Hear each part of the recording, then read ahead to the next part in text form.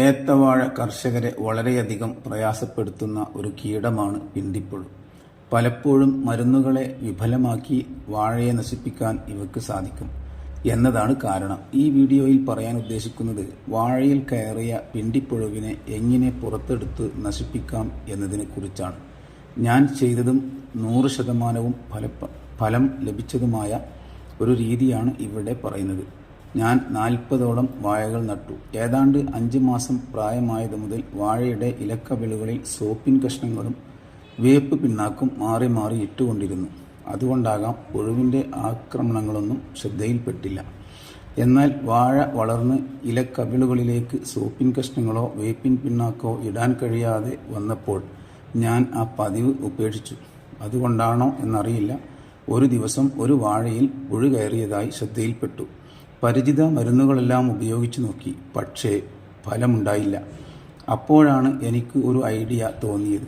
വാഴയുടെ ഉള്ളിൽ നിന്നും വാഴയുടെ പോള പിളർത്തി പുഴുവിനെ പുറത്തെടുക്കുക എന്നതായിരുന്നു അത്. പരീക്ഷണാർത്ഥം പുഴു കയറിയ വാഴയിൽ നിന്ന് പശ ഒലിക്കുന്ന ദ്വാരം കണ്ടെത്തി മൂർച്ചയുള്ള ഒരു കത്തി ഉപയോഗിച്ച് ദ്വാരം മുതൽ മേലോട്ട് ചെറുതായി ചെത്തി നീക്കി. അപ്പോൾ പുഴു പോയ വഴി ഒരു നിറവ്യത്യാസത്തോടെ എനിക്കു തിരിച്ചറിയാനായി. ആ വഴി വീണ്ടും ചെത്തി മേലോട്ട് പോയപ്പോൾ ആ വഴി നീളുന്നത് വാഴയുടെ ഇലയിലേക്കാണെന്ന് വ്യക്തമായി. ഉടനെ ആ ഇല വെട്ടി താഴെയിട്ട് അതിൻ്റെ തണ്ട് പിളർത്തി. അപ്പോഴതാ ശരീരഭാഗം വെളുത്തതും വായ് കറുത്ത് കൂർത്തതുമായ പുഴു അതിവേഗത്തിൽ കാർന്നു തിന്നുകൊണ്ടിരിക്കുന്നു. ഞാൻ അതിനെ പുറത്തെടുത്ത് നശിപ്പിച്ചു. അതോടെ വാഴ രക്ഷപ്പെട്ടു, സാധാരണ പോലെ കൊലിച്ചു. ശേഷം മറ്റു 4 വാഴകളിൽ കൂടെ പുഴു കയറിയതായി കണ്ടു.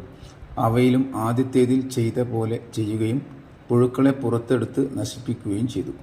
ആ വാഴകളെല്ലാം ഇപ്പോൾ കുലക്കാനടുക്കുകയോ ചെയ്തിരിക്കുന്നു.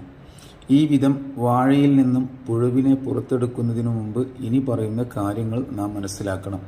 1. വാഴയിൽ പുഴു വരുന്നത് ഒരു തരം വണ്ട് പോള തുരന്ന് അതിനുള്ളിൽ മുട്ടയിടുന്നതിലൂടെയാണ്. മുട്ട വിരിഞ്ഞ് പുഴു ജനിക്കുന്നു. ശേഷം അത് പോള തുരന്ന് മേലോട്ട് പോകുന്നു. അതോടെ അമ്മ തുരന്നിട്ട ദ്വാരത്തിലൂടെ ഒരു പശ ഒലിച്ചു തുടങ്ങുന്നു. അതിനാൽ പശ കാണുന്ന മുറക്ക് തന്നെ ചെത്തി നോക്കിയാൽ അധികം മുകളിലേക്ക് പോകുന്നതിനു മുമ്പ് തന്നെ പുഴുവിനെ കണ്ടെത്തി നശിപ്പിക്കാനാകും. 2. പുഴു കയറി തുടങ്ങിയാൽ മരുന്നുകൾക്ക് എത്താൻ കഴിയാത്ത വിധം സുരക്ഷിതമായ തുളയിലൂടെയാണ് അത് സഞ്ചരിക്കുക. 3. പുഴു ഒരിക്കലും നേരെ തുരന്ന് പിണ്ടിയിലേക്ക് പോകില്ല. ദിവസങ്ങൾക്ക് ശേഷം അവിടെ എത്തിപ്പെടുകയാണ് ചെയ്യുന്നത്. 4. പിണ്ടിയോട് ചേർന്ന് നിൽക്കുന്ന പോള ഒഴികെയുള്ള ഏത് പോളകളും നമുക്ക് ചെത്തി പുഴുവിനെ പുറത്തെടുക്കാം.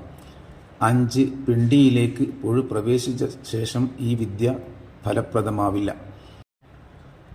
6. വാഴയുടെ പോള ചെത്തുന്ന സമയത്ത് പുഴു സഞ്ചരിക്കുന്ന വഴി മനസ്സിലാക്കി ആ വീതിയിൽ മാത്രം ചെത്തിയെടുക്കുക. 7. പുഴുവിനെ പുറത്തെടുത്ത ശേഷം ചെത്തിയ ഭാഗത്ത് നേർത്ത മണ്ണ് കുഴച്ചെടുത്ത് തേച്ച് പിടിപ്പിക്കുക. പരീക്ഷിച്ച് നോക്കുക. പരീക്ഷണം വിജയകരമെന്ന് ബോധ്യപ്പെട്ടാൽ വീഡിയോ ലൈക്കും ഷെയറും സബ്സ്ക്രൈബും ചെയ്യുക.